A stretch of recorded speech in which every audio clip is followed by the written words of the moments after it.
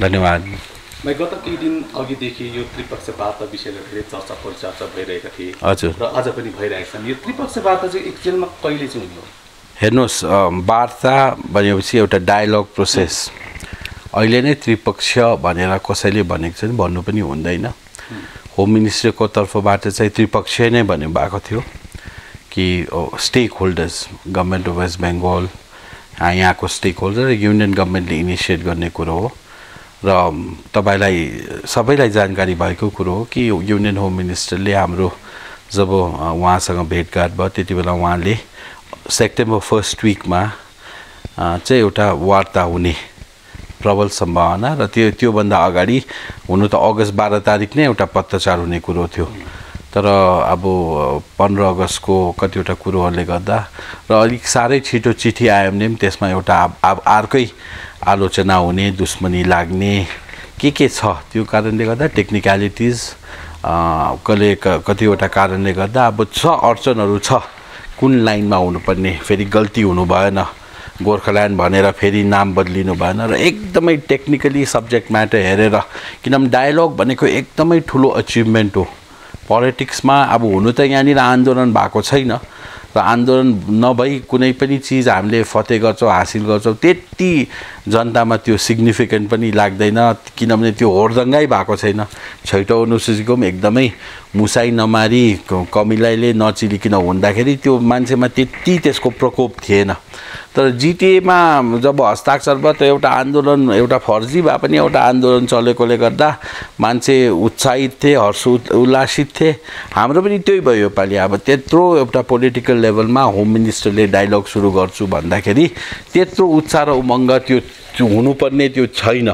तर भए पनि स्पेकुलेसन छ, जनतामा आशा छ र चाँडोभन्दा चाँडो सेप्टेम्बर 14 सम्म चाहिँ एउटा वार्ता दिल्लीले बोलाउने छ। र अब वार्ता चाहिँ त्रिपक्ष तब हुन्छ जब अल पार्टिज हुन्छ, या कुनै एक पार्टी आएन भने बाई पार्टेड हुन्छ। र अब एउटा कुरो जब कि त्रिपक्ष वार्ता विषय लिएर चर्चा परिचर्चा चलिसकेपछि यहाँ एउटा अन्य राजनीतिक दलको नेतृत्वले एउटा प्रश्न उठाइरहेछ। जब कि लद्दाखको विषय लिएर, काश्मीरको विषय लिएर वार्ता बिना नै समस्याको समाधान हुन सक्यो भने दार्जिलिङको विषय लिएर चाहिँ वार्ता किन आजसम्म त्रिपक्ष वार्ता बहुतपल्ट भइसकेको छ तर त्यसको सकारात्मक रिपोर्ट केही पनि आएको छैन भन्ने एउटा गुनासो छ। हेर्नुहोस्, कतिवटा विषयवस्तु कस्तो हुन्छ भने लद्दाखको केस स्टडी, आर्टिकल 370 को केस स्टडी र हाम्रो केस स्टडी मिल्दैन। लद्दाखमा त्यति बेला इलेक्टेड गभर्मेन्ट कोही पनि थिएन। कश्मीरमा भनौँ, कश्मीरमा एउटा प्रेसिडेन्ट रुल लगाएको थियो र एउटा नेसनल मात्र भएन, एउटा इन्टरनेसनलाइज इस्यु भएको जग्गामा अब 370 भनेको एउटा ठुलो कन्स्टिट्युसनल प्रोभिजनलाई कन्ट्रोभर्सियल विवाद के भन्छ नि, विवादास्पद एउटा उयो चिजलाई हटाउनु र हाम्रो एउटा चिजको लागि वार्ता गर्नु। यहाँ एउटा फेडरल पोलिटी छ र ट्राइपार्टेड हुनैपर्छ, हाम्रो ट्राइपार्टेड हुनैपर्छ। अब ट्राइपार्टेडमा स्टेट गभर्मेन्टलाई नबोलाए स्टेट गभर्मेन्टले उसको एउटा फेडरल पोलिटीमा उसको हक छ, उसले कोर्ट मुभ गर्नु सक्छ, उसले केन्द्र सरकारलाई चाप्नु सक्छ। र अब बोलाउँदा पनि आएन भने दुईचोटि नआउँदा चाहिँ युनिल्याटरली बाइपार्टेडली केन्द्रले डिसिसन लिन सक्छ। तर अहिले कन्स्टिट्युसनल प्रोभिजनहरू त्यस्तो भएको कारणले गर्दा जति पनि हाम्रो टक्स भएको छ 86 देखि त्यो ट्राइपार्टेडै भएको छ र स्टेट गभर्मेन्ट इम्पोर्टेन्ट हो। स्टेट गभर्मेन्टको भूमिका एउटा यो पिपिएस माथि एउटा स्पष्ट नहुनु र अर्कोतिर बिजेपीको नेता साथै केन्द्रीय मन्त्री जन बार्लाको स्टेटमेन्ट उत्तर बङ्गालको कुरा आउनु, यो कतै पिपिएस उत्तर बङ्गाल त होइन। हेर्नुहोस्, यस्तो त अब पिपिएस त जे पनि हुनसक्छ, पर्मानेन्ट पोलिटिकल सल्युसन जे पनि हुनसक्छ, किनभने त्यो बङ्गाल राज्य पनि हुनसक्छ। हेर्नुहोस्, उत्तर बङ्गाल राज्यमाथि अहिलेसम्म बिजेपीले त कुनै इन्डोर्समेन्ट लिएको छैन, न त बिजेपीले इन्डोर्समेन्ट लिएको छ, न त बिजेपीको घोषणापत्रमा काहीँ उत्तर बङ्गाल बनाउँछु भन्ने छ। है न त कसैले अब हो जन बालाजीले उठाउनु भयो के भयो तर हाम्रो मुद्दा पर्मानेन्ट पोलिटिकल सल्युसनलाई त बिजेपीले खोज्छु भनेको नि त हैन बिजेपी तपाईसँग जान्नु चाहेको र दार्जिलिङको जनताले जान्नु चाहेको कुरो चाहिँ पीपीएस त बिजेपीले भन्दै आइरहेछ र उनीहरूको आफ्नो सङ्कल्पपत्र पनि उल्लेख छ तर पीपीएस के हो त्यो स्पष्ट छैन त्यही स्पष्ट गर्नुको लागि त्यही स्पष्ट राज्यको कुरा आउनु तपाईको मन्त्रीमण्डलको एउटा बयान आउनु यो कहीं यो पीपीएस नि उत्तर बङ्गाल राज्य त होइन त्यसमा त म भन्नु सक्दिनँ र मलाई लाग्छ होइन पनि हाम्रो पर्मानेन्ट पोलिटिकल सल्युसन भनेको अब एउटा धेरै पुरानो माग हो लेजिटिमेट माग हो it is at the stage of deliberation not discussion Uttar Bengal is at the stage of discussion त्यसलाई अब त्यो इन्डोर्स गर्नु पर्यो गभर्मेन्ट अफ इन्डियाले टेकअप गर्नु पर्यो अहिलेसम्म त के भयो बिजेपीको घोषणापत्रले गर्दा केवल बिजेपीको मुद्दा पीपीएस थियो तर आजको दिनमा केन्द्र सरकारले पीपीएसमाथि डायलग ओपन गर्छ भने यो चाहिँ गभर्मेन्ट अफ इन्डियाले एन्डोर्स गर्यो now it has become a government policy पहिला आरटीआई गर्दा गभर्मेन्ट अफ इन्डियाको स्ट्यान्ड गोर्खाल्यान्डमाथि गोर्खामाथि के थियो भन्दा केही थिएन भनेर आउँथ्यो the government has no proposal भनेर आउँथ्यो जस्तै government of India ministry of home अफेयर्सले यसलाई अब डायलगमाथि चढाउँछ त्यति बेला सब गभर्मेन्ट अफ इन्डिया प्रेस भन्थ्यो पहिला अहिले चाहिँ पिआइबी भन्छ प्रेस इन्फर्मेसन ब्युरो यो गभर्मेन्ट अफ इन्डियाले एउटा इन्डोर्स गरेको पोलिसी म्याटर हो र ठुलो कुरो हो र हामी सकारात्मक हुनुपर्छ पीपीएसको लागि गभर्मेन्ट अफ इन्डियाले बिजेपीले होइन है अब चाहिँ भारत सरकारले छानबिन गर्छ The BJP is committed in finding a permanent political solution भनेको चाहिँ बिजेपी आफै कमिटेड छ कमिटमेन्ट त्यो दिएको बिजेपी त पार्टी हो नि अब गभर्मेन्ट अफ इन्डियाले डिसाइड गर्छ यो चाहिँ के हो र सबैभन्दा राम्रो चिज छानिएर सुटेबल चिज के हो त्यही नै पीपीएस हो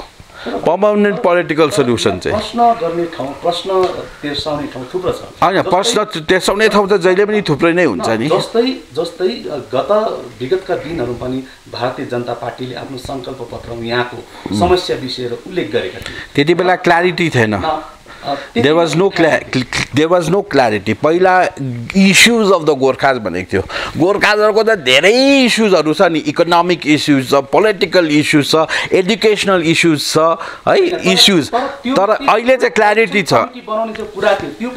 के चाहिँ कमिटी बनाउने स्टेयरिङ कमिटी त हाम्रो माझ बनिने अल पार्टीमा त बनिने कुरा थियो त मैले तपाईलाई 14 को कुरा गर्दैछु 14 मा चाहिँ भारतीय जनता पार्टीले के लेख्ने दार्जिलिङ तराई डुवर्सको जो दीर्घकालीन समस्या छ त्यो माथि हामी एउटा कमिटी बनाएर त्यो माथि हामी काम गर्छौं भने न 14 को घोषणामा चाहिँ sympathetically examine and appropriately consider the long pending issues of the Gorkhas भने चाहिँ यहाँनिर कमिटी बनाउने केही पनि यस्तो थिएन तर त्यो माथि पनि त केही त भएन नि त अब त्यति बेला हुनु सकेन अब त्यति बेला किन हुनु सकेन भने यो त्यति बेला नरेन्द्र मोदीको नयाँ गभर्मेन्ट थियो त्यति बेला पर्टिनेन्ट नेसनल इश्यूजहरू थियो त्यति बेला आर्टिकल 370 त भएन त्यति बेला राम मन्दिरको कुरा पनि त भएन त्यति बेला बोडोको सल्युसन पनि त भएन त्यति बेला काभ्री अङ्ग्लौँ पनि भएन त्यति बेला ट्रिपल तलाक पनि भएन त्यति बेला डिमोनिटाइजेसनहरू इकोनोमिकली इन्डियालाई अगाडि बढाउने कतिवटा पोलिसीहरू बटाउनु पर्ने त्यो भयो अब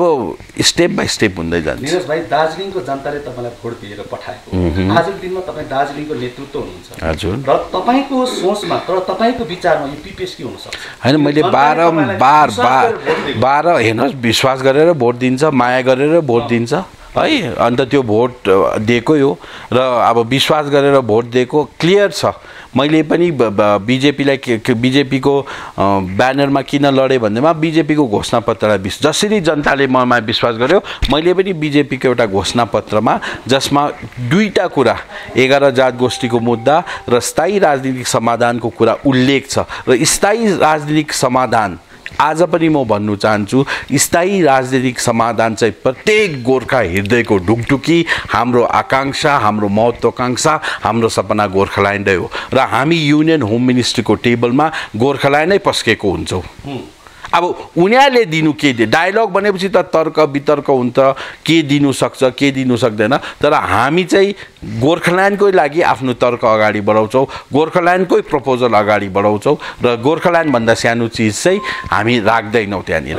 विधायक निरज जिम्बाको नजरमा चाहिँ पीपीएस गोर्खाल्यान्ड अभियसली हरेक गोर्खाको हरेक गोर्खाको चाहिँ गोर्खाल्यान्डै हो। किन विधायकको खालि म त जनताको प्रतिनिधि भएर जनताको आवाज बोकेर त्यहाँ गएको छु भने म त्यहाँ त गोर्खाल्यान्डै भट्ट्याउँछु नि, अरू मेरो स्कोप छैन।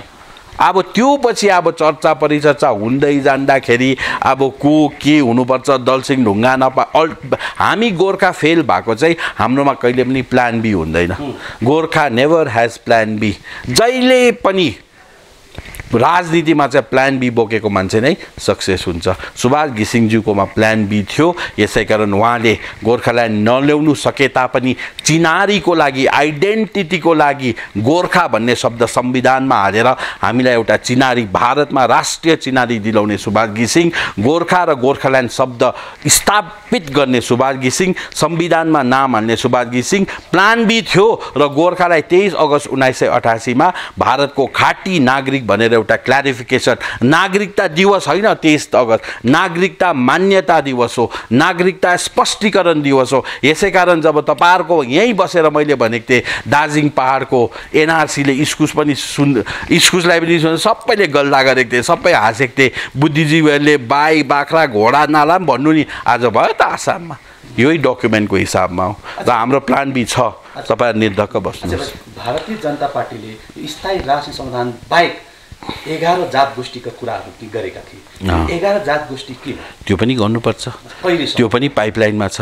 कहिलेसम्म चाहिँ म भन्नु छ, म जोत्सी होइन, तपाईले म जोत्सी होइन, म जोत्सी। हजुर, भारतीय जनता पार्टीले 11 जात गोष्ठी नगरे। हेर्नुहोस् एउटा अहिले पनि तपाईँकै प्रेसमा आएको थियो हेडलाइन्स बनेर इस्तिफा दिन्छु भनेर, तर त्यो सँगसँगै मैले यो पनि भनेको थिएँ कि डायलग सुरु गरेँ, यसको सकारात्मक पहल गरेर त म इस्तिफा दिँदिनँ भनेको थिएँ नि त। एज अ विधायक मैले त प्रेसर हाल्नु पऱ्यो नि त, एज अ विधायक मैले त भन्नु पऱ्यो नि त। हुनु त एउटा विधायकको प्रेसरमा भारतीय जनता पार्टी दबिने पनि होइन, एमपीको प्रेसरले त केही हुँदैन भनेपछि कहाँ एउटा विधायकको प्रेसर। तर मेरो कर्तव्य हो, मेरो राजधर्म हो जनताको आवाज दिल्लीसम्म पुर्याउने, जनताको आवाज त्यहाँ पुर्याउने। र निश्चय नै एउटा घोषणापत्र जब 19 मा इन्डोज भएपछि मेरो पनि त म 21 मा चुनेपछि मेरो त 2026 सम्म एउटा टेन्योर छ। घोषणापत्रको पनि जन्म 19 मा भएको, हामीले 24 सम्म उनीहरूलाई मौका दिनुपर्छ। तर 24 भन्दा त 24 होइन, त्योभन्दा धेरै अगाडि गर्नुपर्छ। धेरै समस्याहरू आउँदैछ, अब जनताको धैर्यको सीमा छैन, जनताले कति प्रतीक्षा गर्ने। हाम्रो त यो 10-12 वर्षको कुरा होइन, हाम्रो त 105 देखिको आन्दोलन हो भनेर ल्याइराखेको छौँ। 86 देखि 1200 भन्दा ज्यादा मान्छे शहीद भएर गएको छ। र अब कहिले चाहिँ भारतीय जनता पार्टी र भारतको केन्द्रीय सरकारले गोर्खालाई न्याय दिने मेरो पनि प्रतीक्षा हो, सबै जनताको प्रतीक्षा हो। न भाइ एउटा जो 11 जात गोष्ठीको जो विषय छ त्यसमा आरटीआई रिपोर्ट मात्रै आरजुको रिपोर्ट मात्रै त्यसमा अलिक क्लियर भएको छैन हो। आरटीआई रिपोर्टमा क्ल्यारिफिकेसन छैन, किनभने अहिलेसम्म आरजीआईले चाहिँ एउटा स्टेट्युटरी बडी हो, गभर्मेन्ट होइन, एउटा संस्था हो। र एउटा संस्था चल्नु चाहिँ एउटा गभर्मेन्ट मोडालिटिजमा चल्छ। आरजीआई चाहिँ अहिले पनि धेरै कमिटिजहरूको रिकमेन्डेसनमा मोडालिटिजमा, लोकुर कमिटीको मोडालिटिजमा चल्दाखेरि चाहिँ 5 वटा उनीहरूले क्राइटेरिया सेट गरेको छ। ट्राइबल स्टेटस एउटा जातिलाई उपजातिलाई दिनुको लागि चाहिँ उनीहरूको 5 वटा मोडालिटिज छ। त्यो मोडालिटिजमा तलमाथि हुन्छ, किनभने हाम्रो 11 वटा जात गोष्ठी भट्ट्याउनेहरूले यो खिचडी भयो। यो राजनीतिक दलहरूले राजनीतिकरणको लागि भट्ट्याउने कुरो होइन। यो त सङ्घ संस्था तामाङ र सुब्बा हुँदाखेरि कुनै राजनीतिक पार्टीको मुद्दै थिएन। यो त सङ्घ संस्थाहरूले गरेर उनीहरूले भट्टाएर अगाडि लगेर मान्यता पनि पायो। यहाँ त पोलिटिसाइजेसन ज्यादा भयो, भोटको माध्यम बनायो, ठुलो आवाज गर्यो, सबै इन्डियाभरि चाल पायो। र हेर्नुहोस् यो भट्ट्याउँदा चाहिँ अब सङ्घ संस्थाहरू छ, राजनीतिक दलहरू छ, यसलाई भट्ट्याउँदा चाहिँ यो नयाँ होइन। हाम्रो 11 जात गोष्ठी चाहिँ नयाँ डिमान्ड होइन, यो चाहिँ रिलिस्टिङको कुरा हो। हामी डिलिस्ट भएको, पहिला लिस्टेड थियौँ 1991 मा 1931 मा 1941 मा सेन्सस हुँदाखेरि हामी त त्यहाँ लिस्टेड थियौँ हिल ट्राइब भनेर। ब्रिटिसको एउटा एन्थ्रोपोलोजिकल डिपार्टमेन्टले आरजीआईलाई त्यति बेला सेन्सस, आरजीआई अहिले त रेजिस्ट्रार जेनरल अफ इन्डिया भयो, त्यति बेला त सेन्सस कमिसन अफ इन्डिया भन्थ्यो। उनीहरूले हाम्रो ट्रेड्स, हाम्रो कल्चर, हाम्रो ह्याबिट्याट, हाम्रो लिङ्ग्विस्टिक लिङ्गा फ्राङ्का सबै चिज हेरेर ब्रिटिसले नै सुरु गरेको ट्राइबल नन ट्राइबल भन्ने, त्यही त प्रेसिडेन्ट भएर आयो त। अन्त यसमा त हामी अलरेडी ट्राइब थियौँ, त्यसलाई भत्ताभुङ्ग गरेर 1956 मा हामीलाई ओबीसी बनायो, जेनरल बनायो। यो होइन त हामीले कसरी भित्क्यो? हामीलाई लोकुर कमिटीको रिकमेन्डेसन चाहिँदैन। RGI is insignificant to us, किनभने हामी पहिला नै हामी ट्राइब हो, त्यो मोडालिटिज हामीले फुलफिल गरेको। यहाँ बिचमा षड्यन्त्र भएर 1956 देखि हामी हरायौँ र आरजीआईको पर्दैन। हामीले त्यो बुझाउनै अहिलेसम्म सकेको छैनौँ। मैले दुईचोटि क्लियरली पार्टीको पक्षबाट राखेको छु होम मिनिस्ट्रीलाई, the modalities is not applicable to us, हामीलाई एप्लिकेबल हुँदैन। Sir it is a matter of relisting खालियो, डिलिस्ट भएकोलाई रिलिस्ट गर्नु खालियो। र यो मेन कन्सेप्टै बुझेको छैन र यो राजनीतिकरण भयो, पार्टीहरूले भोट जित्ने मुद्दा बनायो र अलिकति केही अडचनहरू छ। तर होम मिनिस्टरको अस्योरेन्स छ। त्यही सन्दर्भमै हाम्रा गोर्खा लिगको वरिष्ठ नेता प्रताप खातीजीले भन्नुभएको छ, होम मिनिस्टरकै उहाँले कुरा गर्नुभएको वान फाइन मर्निङ त्यो हुन्छ भनेर भन्नुभएको छ। हामी त्यही होम मिनिस्टरले अब भनेको कुरा त अब हामीले, किनभने आरजीआई सबै मिनिस्ट्री अफ होम अफेयर्सकै नोडल डिपार्टमेन्ट्सहरू, लाइन डिपार्टमेन्ट्सहरू, अन्त त्यही हिसाबमा हामीले भनिरहेको छौँ। अस्ति भर्खर पनि हामीले सोद्धा काम हुँदैछ, के हुँदैछ भनेर अस्योरेन्स दिएको छ हामीलाई। भाइ एउटा कुरो, सेन्ट्रलमा तपाईँको बहुमतको सरकार छ, राज्यमा पनि तपाईँहरू एउटा फर्मिडेबल अपोजिसनमा छौँ, अपोजिसन हुनुहुन्छ। हजुर। तर बिजेपीको एउटा आत्मनिर्भरको जो कुरा थियो त्यो, तर आत्मशक्ति आत्मनिर्भरको जो कुरा उहाँले भन्दै आइरहेको थियो। तर आजको दिनमा प्रायः एउटा निजीकरण भइरहेको छ, जस्तो अब जो ट्रेनको के भन्छ त्यो निजीकरणको कुरा आइरहेछ। यो आत्मनिर्भर र आत्मसम्मान यो कहाँ गयो फेरि? हेर्नुहोस्, यो त अब अलग्गै विषयवस्तु भयो। यसमाथि म अलिक प्रिपेयर पनि छैन, किन मैले त्यो जुन फाइनेन्सियल बिल र पोलिसी आएको छ त्यति मैले अध्ययन गरेको छु। जुन कुरामा मैले अध्ययन गरेको छुइनँ म हट्टाट टिका टिप्पणी गर्नु चाहदिनँ। तर भए पनि यो जति पनि अब यसलाई के शब्द, प्राइभेटाइजेसन, प्रोसेस अफ ग्लोबलाइजेसन, निजीकरण भएर जनतालाई राम्रो भयो भने it is well and good.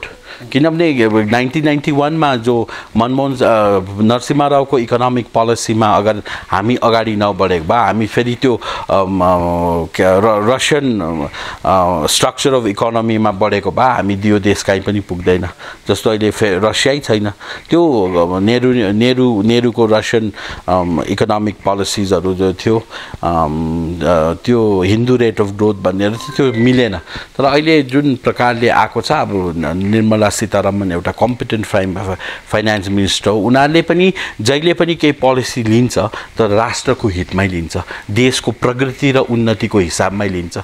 किनभने त्यहाँ त पाकिस्तानको फाइनेन्स मिनिस्टर त होइन नि त, चाइनाको फाइनेन्स मिनिस्टर होइन नि त। हामीलाई जे निजीकरण गर्दैछ त्यसले maximum benefit to the Himalayan railway कुरा गर्नुभएको होला, to the people of Darjeeling त्यो हुन्छ। र त्यो भएन भने त्यसको विरोध अभियसली हुन्छ र त्यसको खामियाजा त गभर्मेन्टले पुग्छ र गभर्मेन्टले कहिले पनि नराम्रो डिसिसन लिँदैन। एउटा कुरो, तपाईँ बिजेपीको विधायक भए तापनि तपाईँ पार्टी जेनरलको हुनुहुन्छ एकदम, नो डाउट। गत केही दिन अघिदेखि गोरा मोमोमा खैला बैला धेरै मचिरहेको हामी सुन्न पाइरहेको छौँ। अजय एडवर्ड भर्सेस मन घिसिङ, योमाथि के भन्नुहुन्छ? हेर्नुहोस्, अब त्यो त सार्वजनिक कुरा हो, लुकाएर नलुक्ने कुरा हो। हुन्छ, पार्टी हो, ठुलो पार्टी छ, मतभेदहरू हुन्छ, नभएको होइन। तर पार्टी हो। पार्टी एउटा हाम्रो पार्टी सुभाष घिसिङको सोच र विचारले बनिएको पार्टी हो। यो पार्टी जातिको लागि बनिएको हो, माटोको लागि बनिएको हो र पार्टी बढ्छ, अगाडि बढ्छ। सानो अब्स्टेकलहरू आउँछ, दुःखहरू हुन्छ, हरेक पार्टीमा भयो होइन। कोही पार्टीमा त अध्यक्षहरूले छोडे, अध्यक्षहरूले झन्डा सरेन्डर गर्यो। एउटा कुरो, जो त्यो भाइरल जो फुटेज छ, त्यो भिडियो हजुर, भिडियो फुटेज जो छ त्यसले त गोरामाथि धेरै प्रश्नहरू तेर्साउने ठाउँहरू राखिदिएको छन्। हेर्नुहोस्, बाइबलमा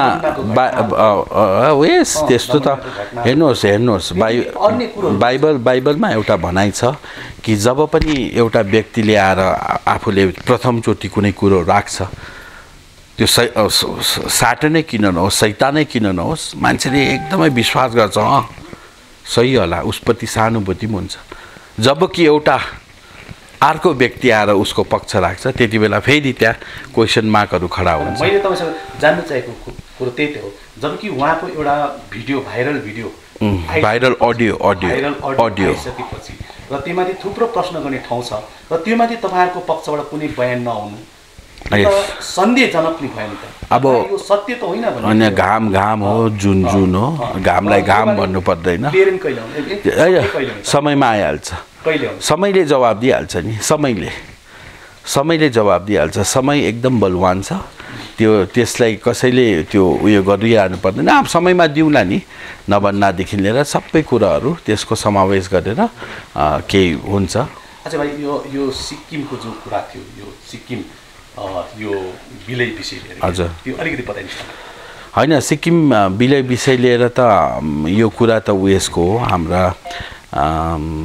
के भन्छ अस्ति भर्खर सुबोध पाखरिनजी, भरत डोङजीहरू, सुबोध पाखरिनजीले पनि 2-3 दिन अगाडि तपाईँहरूकै मार्फत एउटा प्रेस कन्फरेन्स गरेर अब्जर्भ एरिया एक्टको कुरा गर्नुहुँदै थियो। राम्रो विद्वानहरू हो, जातिलाई माया गर्ने हो, निस्वार्थ भावनाले उहाँले राजनीति गरिरहेको छ। तर जुन एब्जर्भ एरिया एक्टको कुरा गर्नुभएको छ, उहाँको जानकारी अनुसार उहाँले पनि भन्नुभयो रिपिल भएको यो एब्जर्भ area act has been ripple.